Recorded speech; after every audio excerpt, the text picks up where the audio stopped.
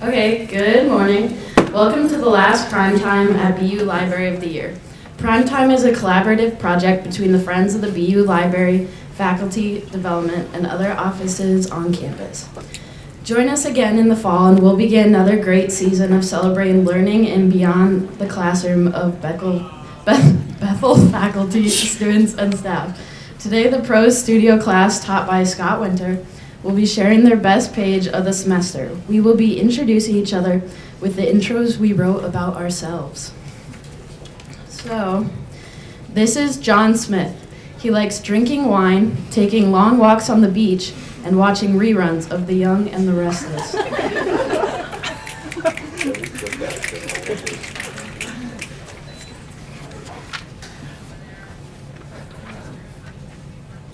And this is let me get this right. This is a letter I wrote during class to a friend in high school that I've never sent. I like to think I know you pretty well. You're rather predictable, and you and I both have a connection. We're both losers. I know you keep a few USB drives close on a collar around your neck at all times. I know your skin isn't pale from a skin condition, but you're just a shut-in that would rather play games on his new multi-screen PC than play any sport. I've checked out your 6-year-old YouTube channel and got to see you give your opinions on the comfort and adaptability of different keyboards. Not the best dating profile I've ever seen. But what do I know? You were the ladies' man, after all. I was always content to be single, but not you. You always had to be in some kind of relationship. You got your first girlfriend, Amber, in 5th grade. Did I ever tell you I think that's super weird? Like, who dates from 5th grade up? I always wondered, what did you do together on your dates? Did you go to the science museum with someone's parents? I don't get it, but I was impressed, I'll admit. Did you need some kind of comfort? Some acknowledgement that you're valuable? Why? You should have already known that. I was far from your only friend. I probably wasn't even your best friend. But I was your first, if I remember correctly.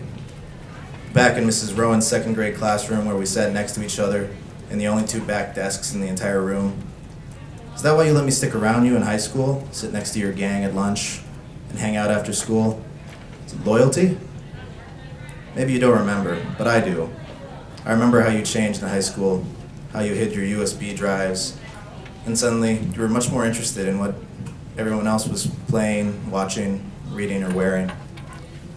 But you didn't abandon me as you got more and more popular. You never left me out of your loop, so thanks for that, I suppose.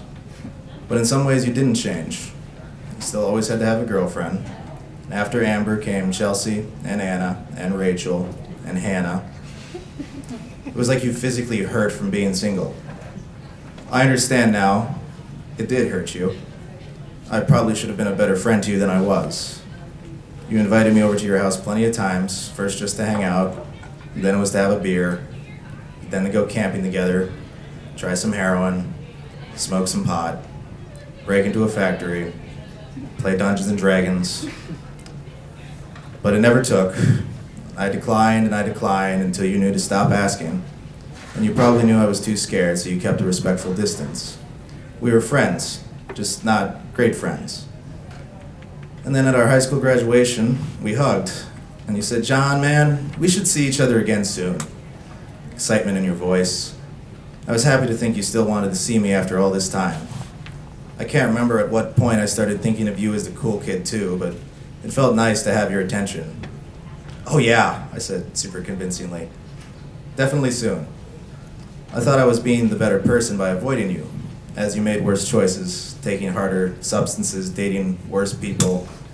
And now I see why you don't talk to me anymore, why you stopped reaching out. After all the excuses I made, anyone would have stopped. Thank you. Up next, we have Austin. I know you, Austin.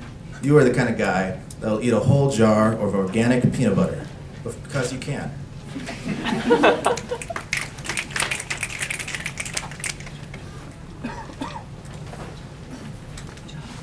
So this is a letter that I wrote, or I didn't send, but I wrote it to a girl that after I graduated high school that broke my heart. I remember you, Demetra, at Lifetime Fitness, I always remember seeing your Instagram and all these fitness videos you posted. Leg circuits, ab workouts, bicep and tricep supersets, and squats. All of your favorite things you talked with me about over the Life Cafe while drinking our bodybuilder shakes with spinach, peanut butter, banana, almond milk, and vanilla grass-fed whey protein isolate. You took the long way on your route to pick up the trash just so you could walk by the pool to see me.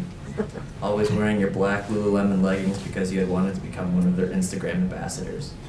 You even asked me to help you with calculating your macros, sharing suggestions of what lean protein to eat like chicken, seafood, 94% fat-free beef, and what brand of whey protein to use.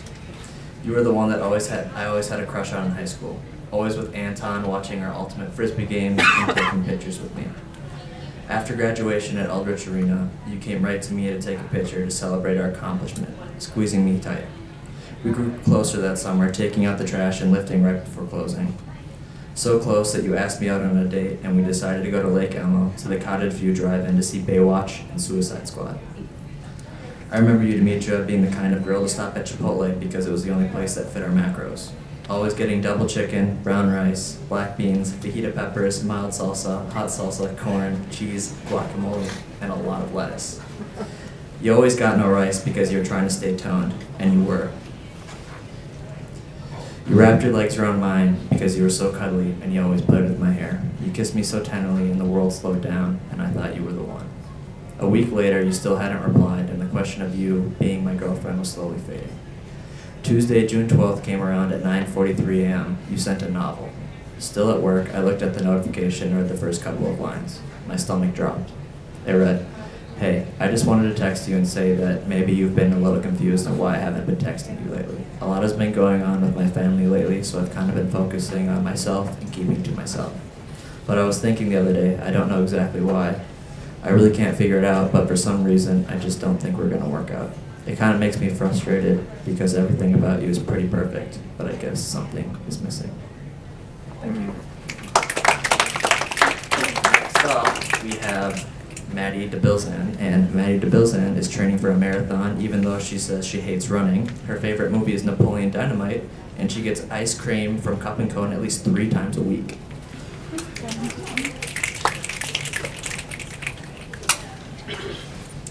So I wrote a letter that I did not send to my biological father, who I've never met, but I stalk on Facebook sometimes.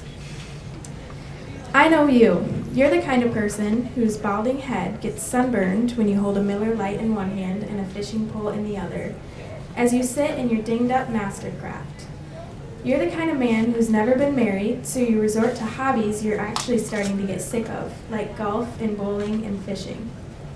You're the kind of guy who works 40 hours a week to make money, but you're not really passionate about your job. I know these things, of course, because of your Facebook page. When I stalk your page every 6 months or so, you post new photos with a short, wispy-haired woman who wears an even smile and thin-rimmed glasses and flowery blouses. She looks like the kind of old lady who makes you warm cookies and lets you eat them as soon as they come out of the oven, even if they'll burn your tongue. You're usually standing next to her, and you must be tall, because you stand a foot above her head, and you've always got your arm wrapped around her back. In one photo, you're wearing a Leinenkugel's summer shandy sweatshirt, sitting at a table next to the wispy-haired lady, with styrofoam cups in your hands. When I was in high school, I worked at a bakery for 2 years and got to eat as many donuts as I wanted for free. I had to quit the job because I was eating too many custard-filled chocolate Long Johns. I'll eat Super America gas station donuts, Cub Foods day-old donuts, Grandma's Bakery packaged donuts, dirty donuts that fell on the ground, mini donuts at the state fair. But this past winter when I was staying with my boyfriend's family in Florida, I made him drive me an hour to the nearest Krispy Kreme so I could buy a dozen plain glazed donuts. Can you believe they don't have Krispy Kremes in Minnesota anymore? But in all the 21 years I've been alive, I've never stepped foot inside a Dunkin' Donuts. I've always told people I hate the place because it's too dirty. But that's not true. It's actually because I've always hated the name Duncan. That's your name, Duncan. Who names their kid that anyways?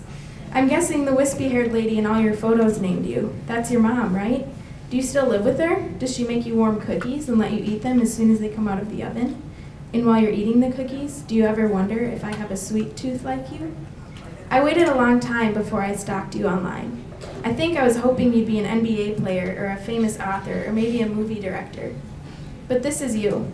I can tell because we have the same eyes. They get really squinty when we're smiling, and they're so dark brown they almost look black. And under your eyes, I have those same circles. I've always hated those circles, haven't you? I have to wear concealer so I don't look so tired. And in the photo of you and the wispy-haired lady, I can see the shadow of a unibrow on your forehead. Why don't you pluck it? I started plucking mine when I was in 6th grade, and before that, I'd steal my mom's makeup to cover it up. Up next, we have Rebecca. I know you, Rebecca. You're the kind of girl that's had 8 different jobs in the last 5 years and hopes to eventually add flight attendant, tour guide, and dog nanny to that list.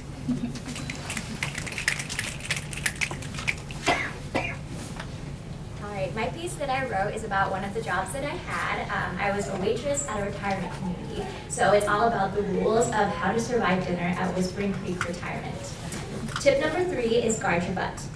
Jewel's got no teeth and a grabbing problem. She wears purple eyeshadow and only eats dessert. She bangs her fork on the table. We want dessert. We want dessert, because she thinks she's at a concert chanting for an encore. The other female residents glare at her over their bifocals for her loud, off-key renditions of Fly Me to the Moon, and for the way she flirts with everybody's husbands. The first time Jewel grabbed my tush, I was totally unprepared for it. She gave my bum a little squeeze under my apron and she whooped, and I was so startled that a few of the lemon pies slipped from my tray and onto Bob's lap. Whoop, that's a good little bum, she told her imaginary friend, the one that sits next to her at the empty table. That girl's a total loony, Nancy whispers in secret behind her newspaper to Dick. But here's the thing about hearing aids in small dining rooms. I can hear everything Nancy says from about 4 tables over. Everyone knows Jewel belongs in the memory care unit, but no one would ever say such a thing, even during 7 a.m. cribbage gossip, which is where all the dirt comes out about who's having a hip replacement and which floozy has been seen with Whispering Creek hottie Grandpa Tony. People talk crap at cribbage, but nobody would wish memory care unit on their worst enemy, or in Jewel's case, biggest outcast. You don't play God and condemn someone to hell like that. The memory care unit is the final location residents go to before they graduate out, which is kind of a funny thing to call death. According to hot Grandpa Tony, you only die faster in that place. I used to have to enter 2 sets of double locked doors every night to deliver a hot box of soft foods to the nurses in memory care. Think of like a preschool psych ward hybrid. The windows are barred, the bathrooms are doorless, and it smells like latex and urine. If there was an eerie silence across the dining room with blank faces, there was someone screaming or making a mad dash, kind of more of a slow motion shuffle, for the door. One time, this woman named Dorothy was waiting for me right inside the entrance. She had her pants down to her knees, an eye patch, and a green bubbly scab across her face. She jabbed a crooked finger at my chest, her face so close that I could smell the pus on her skin. And she said to me, "It was you that took my job, wasn't it, Detective Drew?" And then after that, I made my coworker deliver the hot box. So now, I always sneak extra dessert to Jewel, and I don't tell anybody about the butt grabbing. The last thing that I want is for the nurses to wheel her bedazzled, beaded wheelchair off to memory care. Whoop.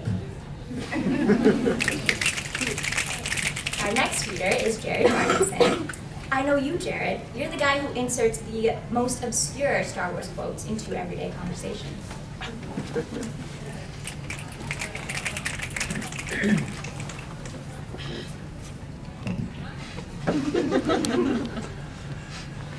If you were asked to come up with the most exuberant, frivolous, over-the-top, unnecessary person in the entire world, what would they look like? Backwards flat-bill baseball caps, rolled-up jeans, high-top skate shoes, old-school NBA basketball jerseys that on first sight are worth more than $100, but were actually purchased for $20 on a Chinese wholesale website. That's what my dream weirdo looks like, except it wasn't a dream.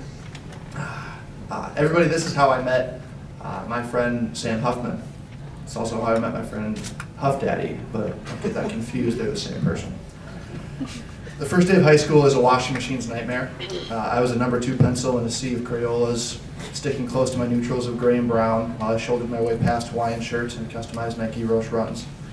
Being noticed for my flashy outerwear was not high on the priority list coming into my sophomore year at Maple Grove High School. Sam Huffman's wardrobe, on the other hand, embodied everything I forced my eyes to avoid. At 6'1" and so skinny, his extreme flex jeans looked baggy. Sam was a culture all to himself. Nobody was as boisterous about the 1996 Seattle Supersonics while also sporting a hat with Kanye West's face on it. He was impressively annoying, a master of irking when he really had no beef with anybody. Just the way he looked and walked caused an eyebrow to raise. A comb-over sat upon his head that would make the Goo Goo Dolls lead singer jealous. He made friends with odd ones out, people who never had their names next to the most likes on Instagram. His Twitter handle was Huffy32, for crap's sake. He kept his chin high and jaunted from class to class. I wore my pencil outfit and kept my head down like a soft-hearted, polite kid should. Then I entered my fifth period AP English literature class next fall and was shocked to see Sam in the room, reclined in a desk chair. The teacher asked us to introduce ourselves, and I cringed internally when we reached Sam. Yo, I'm Sam Huffman, but you can call me Huff Daddy. Like Puff Daddy, but Huff Daddy.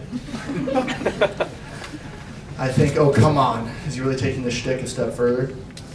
Then he proceeded to crush every Socratic discussion we had in AP English. We got partnered on a presentation in that class and became more acquainted. He liked basketball more than I did, and knew more about it too, which was encouraging but also intimidating at the same time. We created a competition to be the teacher's slideshow assistant, and we called it Varsity Clicking Minutes. By Christmas, we were friends, and he was friends with my friends. And from then on, to me, he was Huff Daddy. I helped market his hip-hop mixtape the following summer, the one that was 8 tracks deep, rapping solely on the subject of Kobe Bryant. It was titled Mamba Madness. We played pickup basketball at Weaver Lake Park every week. We went boating with our numerous 6-foot-plus buddies. Tall dudes flocked together like girls in Birkenstocks and crop tops. Huff Daddy and I co-hosted our school's show choir variety show our senior year as radio DJs for the road trip themed performance, and ended up stealing the whole thing with our original script and Minnesota Public Radio impressions. I called this guy Huff Daddy. Like, in the most serious way and manner, I called him Huff Daddy. But by this point, everyone did and everyone loved him. Thank you. Next up is Josh Towner. I know you, Josh. You're the kind of guy who's had that outfit picked out since Saturday.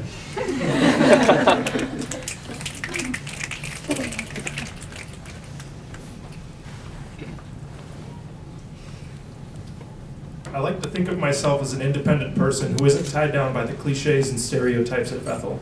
I don't attend chapel very often, I go on rants where I curse like a sailor, and I have occasionally broken the covenant. I don't party at the U, but I'm also not a shift leader. I like to think of myself as a mature, nuanced person, separate from the Bethel bubble, but I also think my Vans look pretty cool. I have a Hydro Flask mug and a metal water bottle. I know what kind of panini I like. I say hi to Geetha, and I enjoy sitting in the BC. I like to think of myself as a free spirit on a campus that seems to agree on a little too much. But when I truly examine who I am, I'm just another Bethel student. So who is Bethel? Are we all just a bunch of 20-something-year-olds fighting as hard as we can to break free from cliches while we blast Hillsong and get free refills at Royal Grounds? I think so. Try as we might, we all have a few Bethel tags on us. And I think that's fine. Maybe that's not what you'd expect to hear from someone who loudly asks, what on earth are they doing, every time he sees an undergrad couple get engaged. But really, being a cliche Bethel student is okay. After all, we all go to Bethel. We live here, learn here, grow here. What's so bad about being a Bethel student? When Clarion social media accounts posted a collage containing Instagram posts from engaged couples, it received a number of complaints because people in the collage felt they needed to explain why they aren't a part of the Ring by Spring culture, even though they were getting married. I scoffed at that, but I also saw myself in the people I was laughing at. The couples were trying to distance themselves from the Ring by Spring culture by explaining their relationships with their respective partners. I was trying to distance myself from the Ring by Spring culture by creating a joke out of it, as many students do. But why do we do this? Why are we ashamed to admit that the culture we belong to has tampered with who we are as individuals? Isn't that the point of culture? Why are we so quick to judge people who choose to get engaged young? And who really cares anyways? As much as I try to distance myself from Ring by Spring, I'm also a part of the culture I joke about. Just last week I asked my friend when she and her boyfriend from high school are getting engaged, and they're both my age. Every time a date ends with the trademark, "this was fun," and no follow-up, I worry about graduating single. And when I think about my future, I hope to get married. There's a part of me that makes fun of the engagement photos as I scroll through Instagram, but there's another part of me that desperately wants a relationship like that. Bethel's Ring by Spring culture matters because it strikes a chord. It matters because we've all felt the pressure or been triggered by the tension. It matters because, whether we like to admit it or not, we're a part of it. We all belong to Bethel culture, so let's stop running from it. Next we have Kate Holstein. Kate likes pocky sticks, low ballerina buns, and black jeans.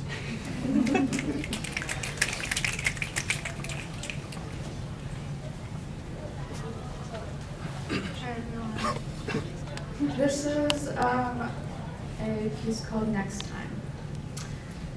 Your hands have been perfectly coated in OPI's New York ballet, so I can still see where each nail begins. They've always looked that way. You're shutting the front door behind you while placing bifocals on the bridge of your nose. I haven't smelled French toast and thick-cut bacon in almost 2 months, but the smell of it now makes up for lost time. As I walk past the room with furniture collecting dust, I look at my old school photo. I've taken 6 since, but they're buried in a drawer somewhere, or at least you think they might be. As you shuffle through the kitchen to fill my plate, I shed a sweater to help my mustache of sweat from growing. The counter is cluttered with food for the 2 of us. The phone starts ringing as I finish my first slice of French toast. It's Aunt Sue, but it'll just be a minute. You're telling Sue how excited you are to catch up with me, how long you've been waiting for me to be in town. Aunt Sue is still on the line, but it'll only be a couple more minutes. Your slice of syrup has developed a film, but it's okay because you're sitting now. You're updating me on Great Aunt Sue's son and his family, the ones I met at the reunion in 05, or was it 04? You're not quite sure. I'm glad to hear your hip is feeling better, but I'm so sorry to hear your ankles are swollen. You're right, those new compression pantyhose should do the trick. There's no time for uncomfortable silence when your favorite girl hasn't come to see you in 2 months. When my contributions to the conversation have consisted of nods and shakes. I still have those stories to tell you, you know, the ones you told Aunt Sue you're excited to hear. I know you're excited, but you keep getting sidetracked. I haven't finished a story since I read you one from inside my pillow fort. You're telling me how much you wish we could spend more time together, but I have to go now. The garage door coils as you ask how school is. It's going well, but I don't have time to tell you more. You're sorry we didn't get to my stories, but we're going to save them for next time. And next time with French toast and thick-cut bacon, but I don't feel like telling you anymore.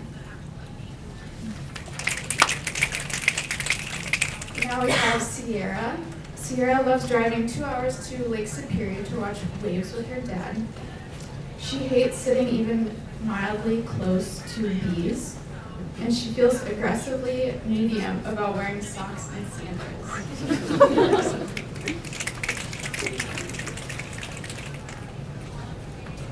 Hello. So for some context, this was from a graduation speech that I wrote. I'm not graduating or giving a graduation speech, but yes, it sounds like I'm talking at you. I am. I'm going to share the best piece of advice that I received while traveling solo. My first night in Edinburgh, I walked up Princes Street toward Waverley Station to where the annual Edinburgh Christmas market was lit up with soft string lights on the trees and harsh neon lights on the portable Ferris wheel. The air smelled like pine and cinnamon and cold wind from the Highlands. While I stood cradling my hot chocolate, looking out over the lights of Edinburgh Old Town, a man approached me. He wore a tan pea coat with the collar popped up around his neck and an earth green hat pulled down over his balding head. He had to have been about 3 inches shorter than me, 45 years my senior, and struck up a conversation with me in a thick Scottish accent. From our brief encounter, I learned he is a professor. He does not like London. And once a year, he makes it his mission to have a conversation with a tourist. Me, quite obviously the annual tourist, asked him why out of a budding curiosity. He replied, because you never really know a place until you have your feet under the kitchen table.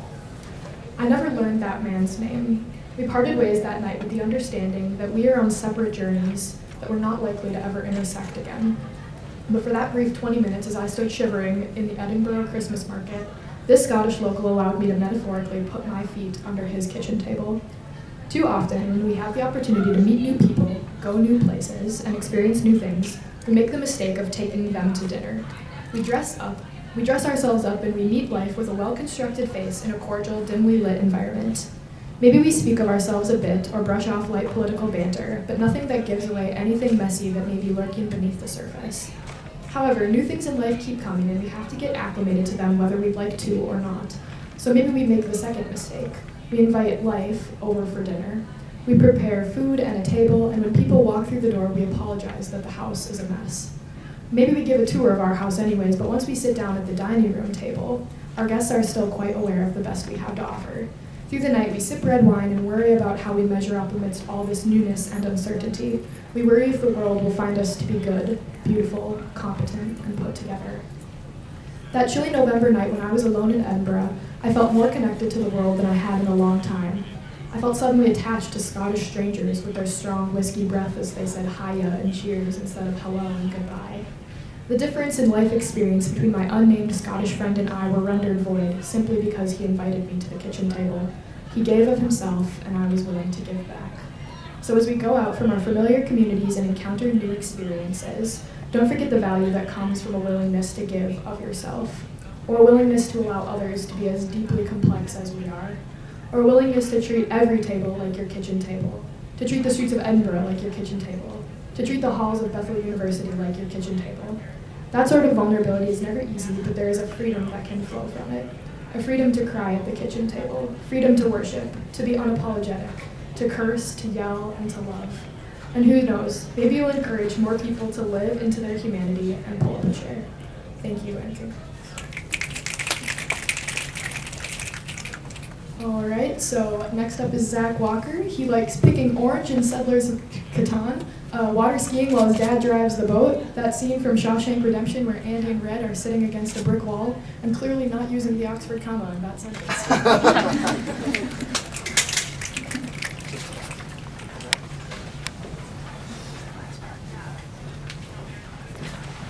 Hey all. So this essay is about, I covered a 5K at the Stillwater Prison for the Pioneer Press, and I wrote about it. So this is an excerpt from an essay I wrote called Teardrop Tattoos. I recently read 2 news stories about the Stillwater Prison. One was about a man wearing an eye patch who bludgeoned a guard with a hammer. The other was about an inmate who died in his cell during a 40-year sentence for killing a cop in a high-speed chase. Then I read the comments. Why don't they put a noose in old jail cells? I hope some of them would use it. Maybe this guy would have.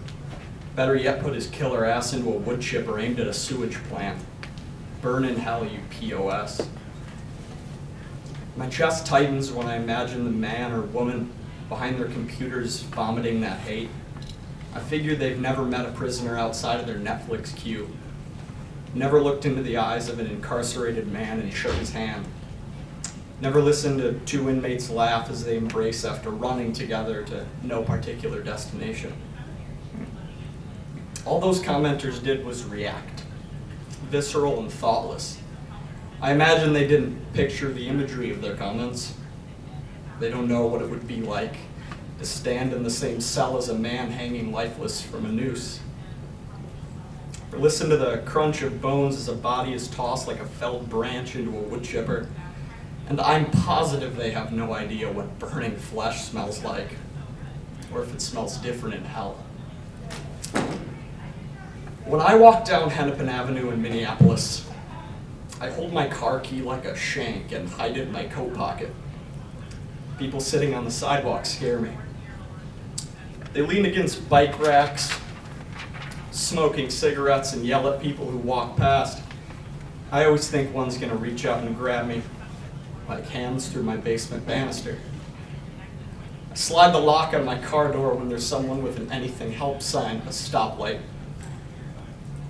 My dad always told me those guys were scammers, probably not even homeless, just out to get me or to get something from me. I feel my heart rate increase when I park at a gas station and the car in the stall over is shaking loud with rap music. Must be some sort of thug, the kind of person I'm afraid of passing on the downtown sidewalk at night or during the day. But when I shook the hand of a man with the teardrop tattoo, my heart rate didn't move.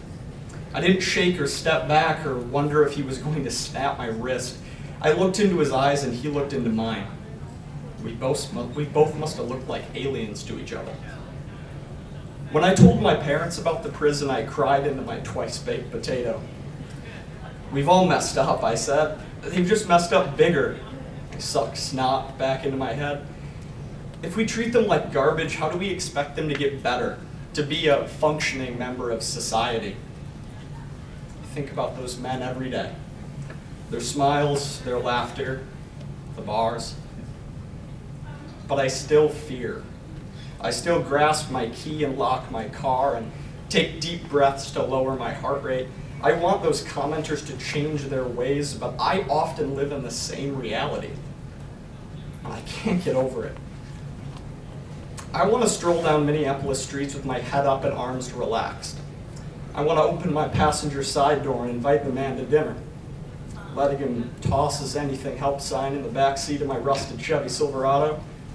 I want to bob my head with the rhythm of the rap music like I do on road trips to national parks and smile when the driver locks eyes with me. But I'm not there yet. The fear still tangles itself around my spine and gnaws at my core. And I can't shake the feeling that there's someone behind me. Someone big and dangerous and different. A man with a teardrop tattoo.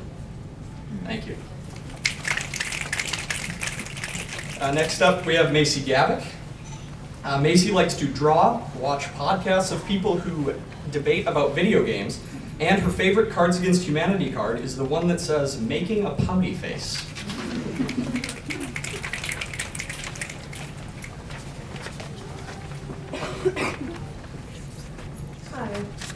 Hi. So the essay I'm about to read is an excerpt from a piece that I wrote about an encounter that I had with a homeless man while I was vacationing in Atlanta, Georgia with my family. It's called "What Did I Do?" It was a mild July night in Atlanta, and I barely managed to save my white lace dress from the onslaught of a melting dilly bar.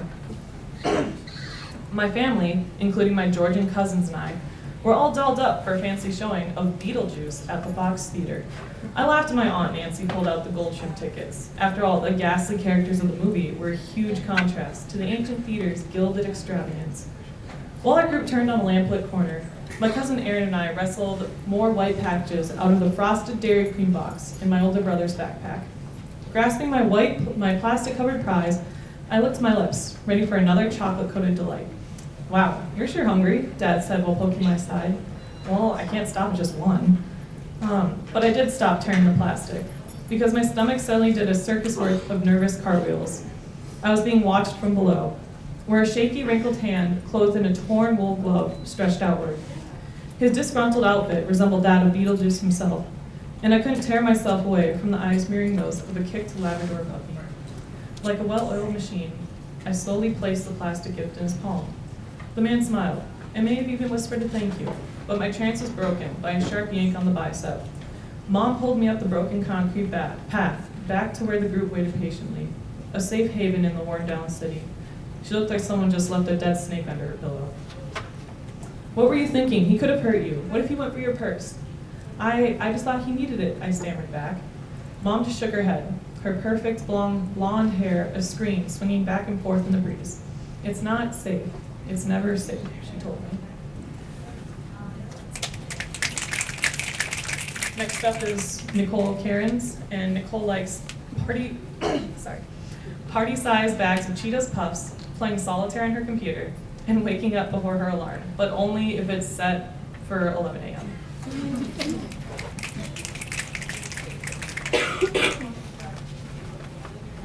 Hi everyone.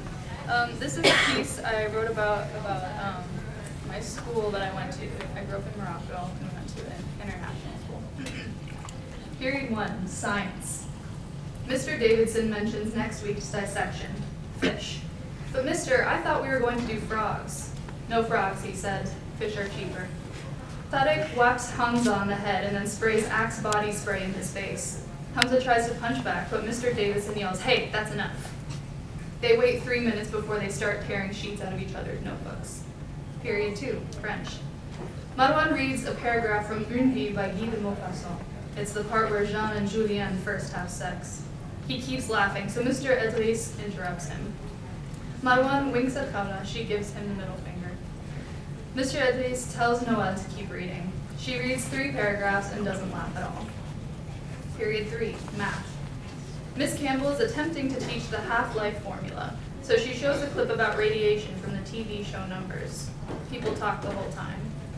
Anissa walks into the classroom without knocking. Miss Campbell gets right in her face to prove that Moroccans don't understand physical boundaries. Anissa doesn't flinch. She has a note from Mr. Powell. Miss Campbell leaves with her and tells us all to wait quietly for once. Tarek and Hamza pull out their axe to finish what they started earlier. Maddie and Marwan join in. Soon 10 guys are spraying hot fever, dark temptation, and black chill into the air. Everyone else covers their faces with their t-shirts. Oscar rolls his eyes and reads the textbook. Period 4, Arabic. There is a new student from Belgium, so Miss Aisha is teaching the alphabet again. She tries to keep the rest of us occupied with worksheets, but we did these ones last year. Oscar fills them out anyways. Lunch. Amira finds Dr. Ivanov's mugshot. Apparently, he assaulted a Mr. Photo employee when his pictures weren't ready on time. Kareem snaps his laptop shut indignantly. Amira pokes Kareem's shoulder. You still thinking of asking him to be a reference on your Princeton application? He shoves the laptop into his backpack and pops open a Tupperware of carrot sticks. I don't know. Noel wonders if the incident is why Dr. Ivanov was fired from Harvard.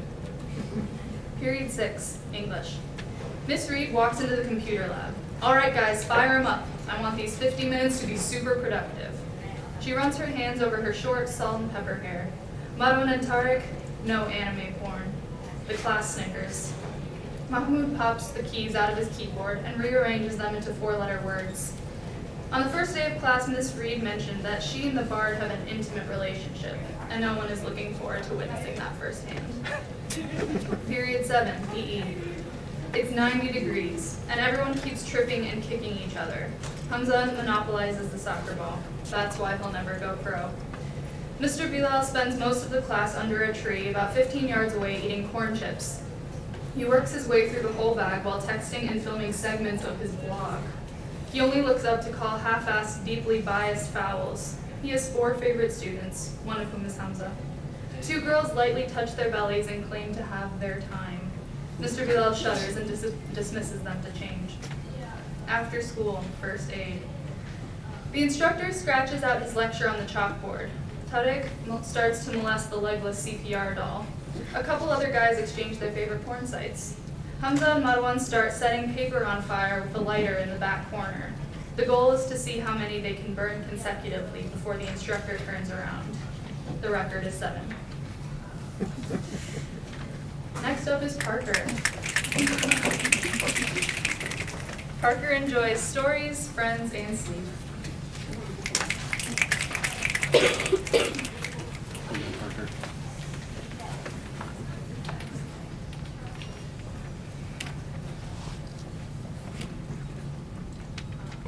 I did a graduation speech together, right?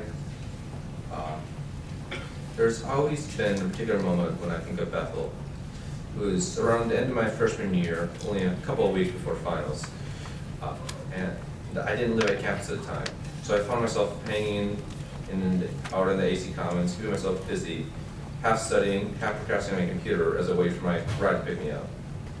As I was keeping myself occupied, this girl, a fellow student, sat down a few seats away and started crying. I honestly didn't know how to react. She was a complete stranger, and my social experience in social situation was subpar at best. So, in a moment of infinite wisdom, I decided to wait for someone else to come along and fix the situation. Unfortunately, everyone else seemed to be in class at the time, or back at their dorms, or anywhere else. So, after a moment or two, I realized nothing was going to happen unless I was the one who did something. So, in a second burst of infinite wisdom, I asked the girl if she was crying, if she was all right. I'd like to say it was something like compassion or kindness that made me ask. But they were beaten to the punch by untamed, unbridled, unruly horse named curiosity that had plagued me and subsequently my teachers and entire elementary and probably high school career. The girl looked up, dried her eyes for a bit, and informed me everything was fine. In fact, she was a senior, and in a little bit she would be graduating. It just hit her. Everyone here is so nice. I know the real world is not like that.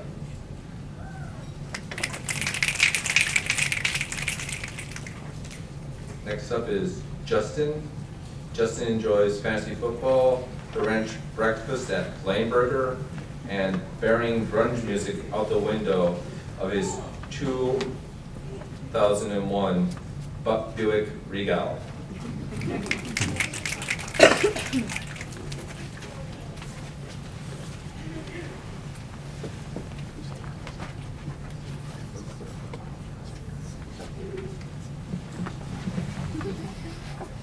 This piece is about a summer internship that I had. 9 a.m. The cube farm is quiet. Joyce applies another layer of makeup. Nick sips a Mountain Dew. Anne calls to check in on her mother. She talks about how long it took her grandson to fall asleep last night. She's essentially raising him after her daughter got divorced. She loves being a mother again, but she's getting too old for this. 10 a.m. Dave arrives. He explains to Nick that he had to drop off his kids this morning. The elementary school and preschool are 30 minutes apart, but Dave doesn't mind. He loves his kids. He spends most of his free time last week building on the swing set. The backyard is really coming along. He's trying to start a garden, but his daughter keeps ripping out his tomato plants. He laughs. The fence keeps out rabbits, but not 3-year-olds. 10:30 a.m.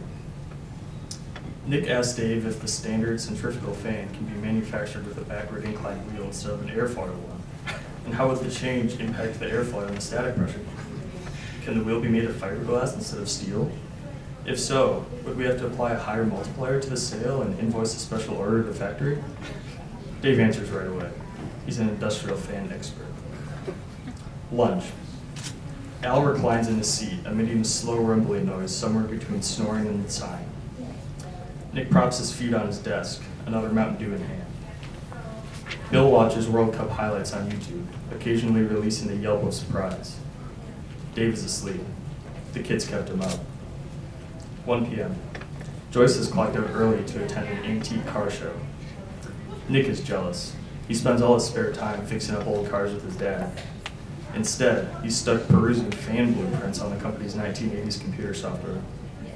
He's embarrassed, but he needs to ask Dave about the capabilities of the belt drive on the Arrangement 3 axial fan.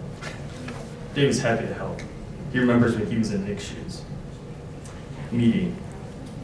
Paul calls everyone into the conference room. There is little to report.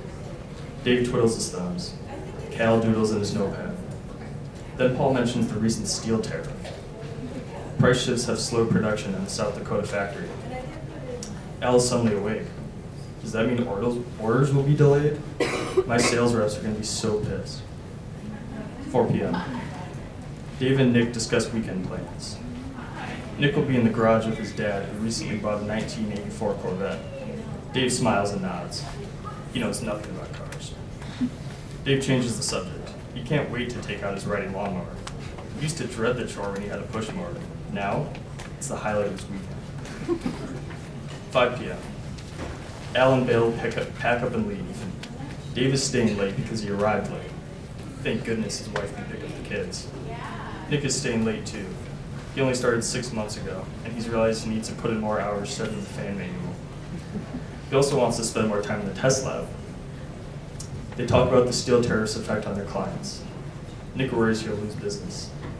Dave tells him this kind of thing has happened before, and it always blows over, but his voice wavers.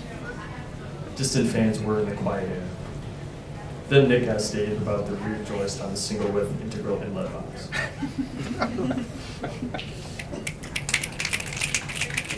Next up, we have Lindsy. Lindsy likes being 22, enjoys people watching, and loves pugs even though she's allergic to them.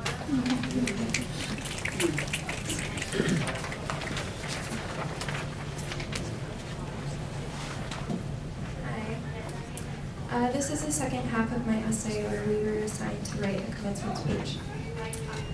I didn't fall in love within these brick walls. I fell in love out there, in the city, at coffee shops on Hennepin, while drawing the couple sitting next to me on my notepad, highlighting their similarities with their black Doc Martens, worn-out flannel, and thin-rimmed glasses, and wishing so badly to lean over and say, "Don't you just love love?" Before I left, I gifted the 2 girls the piece of paper with my pen doodles. My friends said that I made their day, but I think they made mine.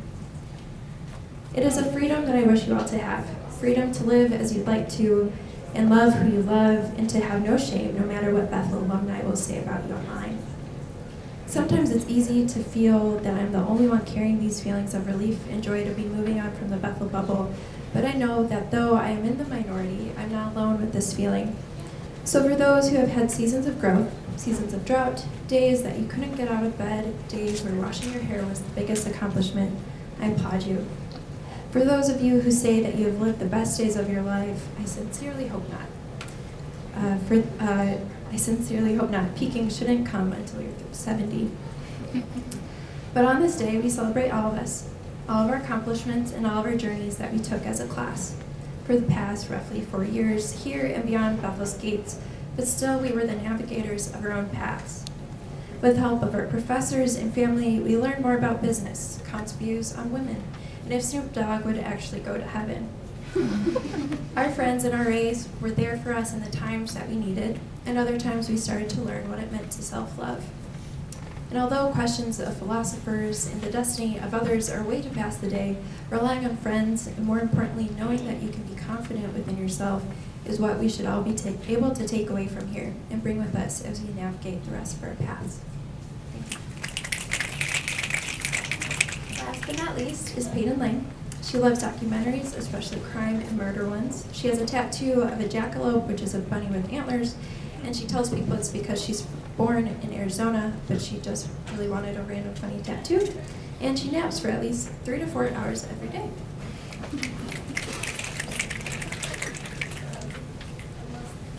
Okay, so I'm reading an essay where it's to someone who needs to hear from me.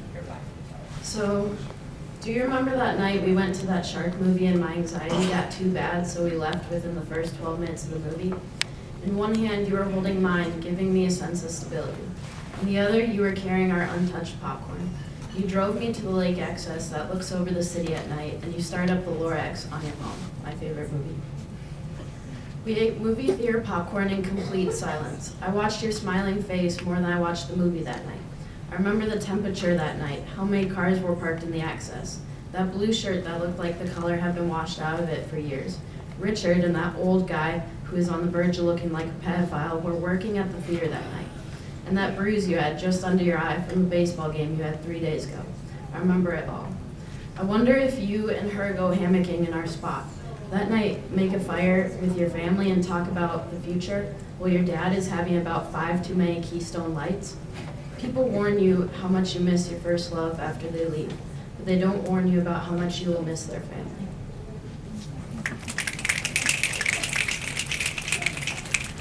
Here we go. There we go.